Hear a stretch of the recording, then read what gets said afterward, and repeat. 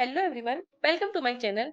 आज हमारी option trading की सीरीज का थर्ड डे है। आई होप आपको पिछला वीडियो समझ में आ गया होगा कि फ्यूचर कॉन्ट्रैक्ट क्या होते हैं, किस तरह से हम इनको ट्रेड कर सकते हैं और कितना मार्जिन हमें उनके लिए रिक्वायर होता है। तो चलिए बात करते हैं अब नेक्स्ट टॉपिक की, जो कि है ऑप्शन सीरीज। ऑप्शन की अगर मैं बात करूँ तो उससे पहले हम लोग फ्यूचर और ऑप्शन के कनेक्शन की बात कर लेंगे। आपको जैसे मैंने बताया था कि फ्यूचर में आप जब कोई भी पोजीशन बनाते हैं तो आप वहां पर बाउंड हो जाते हैं उस डील को कंप्लीट करने के लिए।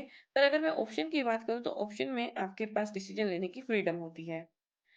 अब उससे पहले क्वेश्चन आता है कि ऑप्शन की रेट बड़ी क्यों थी?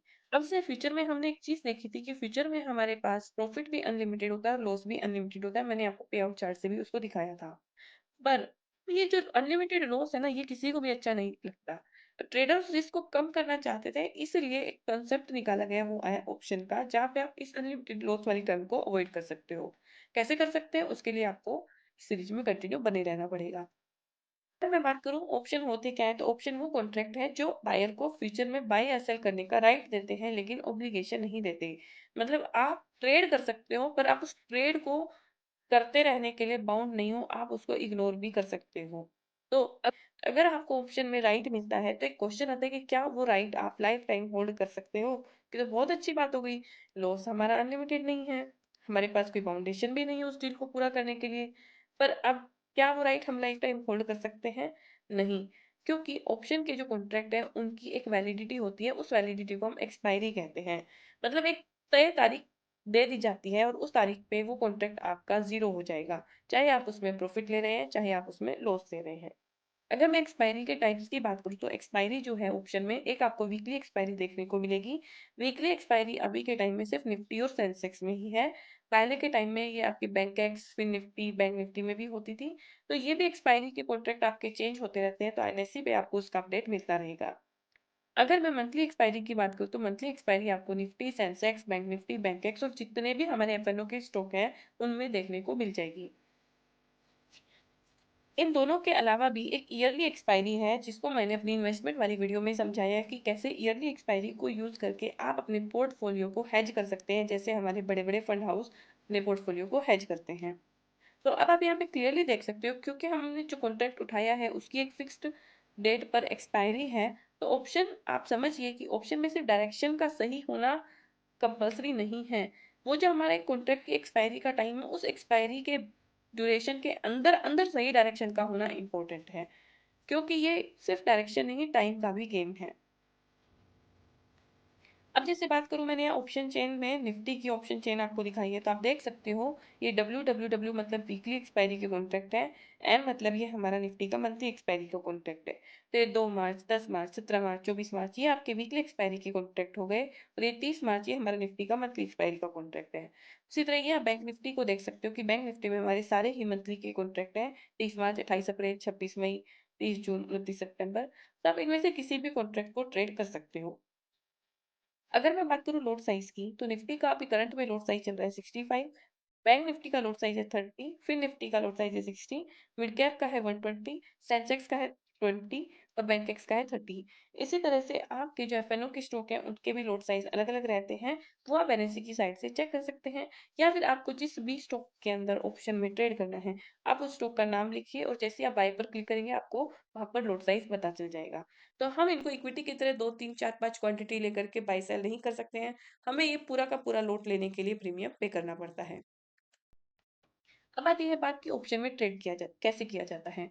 उसके लिए देखो, सबसे पहले आप चाहे फ्यूचर ट्रेड करो, चाहे ऑप्शन ट्रेड करो, चाहे इक्विटी ट्रेड करो, आपको सबसे पहले ये तो पता होना चाहिए कि जिस स्टॉक या इंडेक्स में आप अपनी पोजीशन बनाने वाले हैं, उसका सेंटिमेंट क्या है। यानी कि वहाँ पर अभी उसके लिए सेंटिमेंट अप ट्रेंड में है या उसके लिए सेंटिमेंट डाउन ट्रेंड में है। तो जब आपको मार्केट में ट्रेंड समझ में आ जाता है, तब आप उस इंडेक्स या फिर स्टॉक का ऑप्शन बाय करते हैं। मैं इस वर्ड पे थोड़ा जोर दूंगी कि हमें अभी ऑप्शन को बाय करना है। जब हम ऑप्शन की सीरीज की आगे की वीडियो देखेंगे, तो वहां पे मैं आपको ऑप्शन बाइंग और ऑप्शन सेलिंग में डिफरेंस भी बताऊंगी कि दोनों ही टर्म अलग अलग हैं और इन दोनों के लिए ही आपका जो फंड नीडेड है वो भी अलग अलग रहता है। तो यहाँ पे आपको ध्यान देना है कि हम पहले ट्रेंड देखते हैं कि ट्रेंड मार्केट का अप है या डाउन है। उसके बेस में हम अपने इंडेक्स या स्टॉक के ऑप्शन में बाय की पोजीशन बनाते हैं। अब मैंने आपको जैसे प्रीवियस क्लास में बताया था कि ऑप्शन में हमारे पास 2 ऑप्शन और होते हैं, एक होता है कॉल ऑप्शन, एक होता है पुट ऑप्शन। तो अगर आपको लगता है कि आपके लिए मार्केट का व्यू बुलिश है, तो आप कॉल ऑप्शन बाय करिए। अगर आपको लगता है कि मार्केट के लिए आपका व्यू बेयरिश है, तो आप वहाँ पर पुट ऑप्शन को बाय करिए।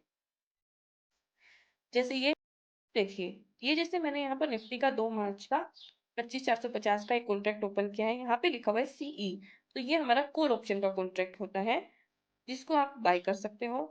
उसी तरह ये 2 मार्च की एक्सपायरी का 25,250 का एक कॉन्ट्रैक्ट है, जिसके सामने लिखा है पीई, तो हमारा पुट ऑप्शन का कॉन्ट्रैक्ट होता है, जिसको आप बाय कर सकते हो। तो आपको ध्यान रखना है, आपको कॉल ऑप्शन कब बाय करना है, जब आपका मार्केट को लेकर के व्यू बुलिश है।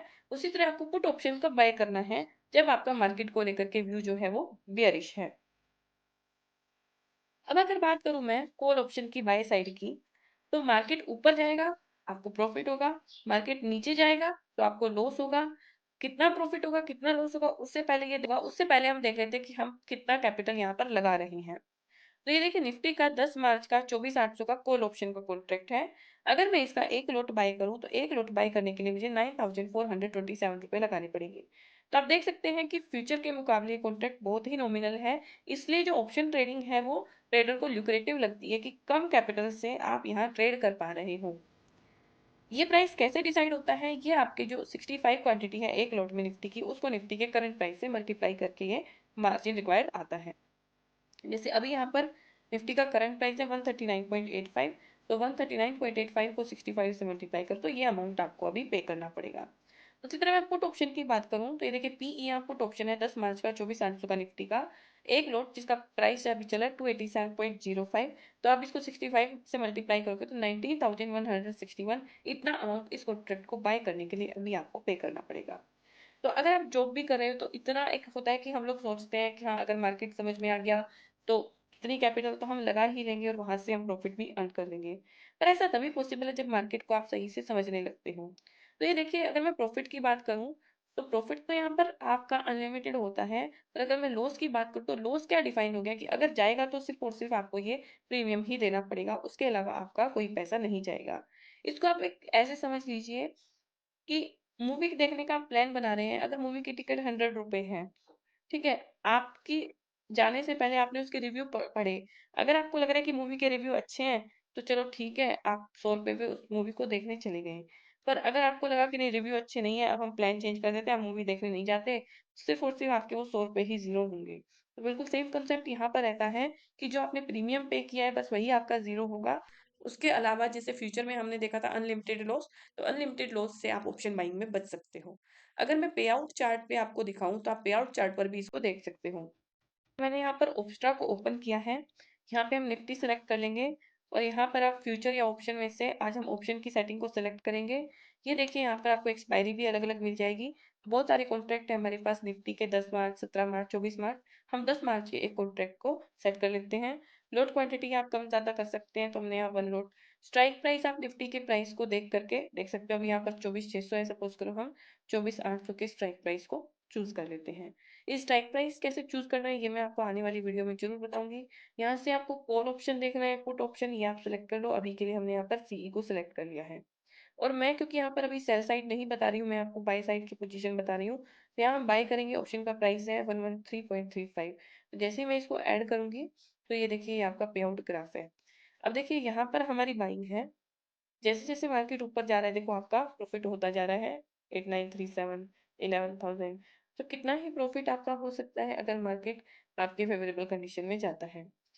पर अगर मार्केट अनफेवरेबल हो जाता है तो ये देखिए पहले तो लॉस कम है आपका, फिर धीरे धीरे जितना आपने यहाँ पर प्रीमियम पे किया है, जैसे अभी यहाँ पर हमने प्रीमियम पे किया है 7,368, तो आपका जो मैक्स लॉस है वो इतना ही है। Worst to worst case Nifty अगर 250 पॉइंट भी गैप डाउन मार गया तो आपका इतना प्रीमियम ही जाएगा, आपको एक्स्ट्रा लॉस उसके अलावा नहीं होगा। सिमिलरली आप पुट साइड पर भी देख सकते हो सेम स्ट्राइक प्राइस में। तो देखो पुट का भी ऑप्शन प्राइस यहाँ पर चेंज हो गया है। अभी यहाँ पर आप जो प्रीमियम पे कर रहे हो, चल रहा है प्रीमियम का 214 चल रहा है। तो अभी हमें जो फंड नीडेड चाहिए वो 20,000 के आसपास चाहिए। तो ये देखिए अगर मार्केट गिरेगा तो हमें प्रॉफिट होता रहेगा, ये देखिए। और अगर मार्केट बढ़ जाता है सडनली हमारे ट्रेंड के अगेंस्ट जा रहा है तो आपका जो लॉस है उतना ही होगा जितना आपने प्रीमियम पे किया है, 20,725 के आसपास। तो इस तरह से ऑप्शन बाइंग में आपका लॉस जो है वो डिफाइन हो चुका है। प्रॉफिट जो है वो आपका कितना भी हो सकता है, वो डिपेंड करता है आपके फेवर में मार्केट कितना जा रहा है।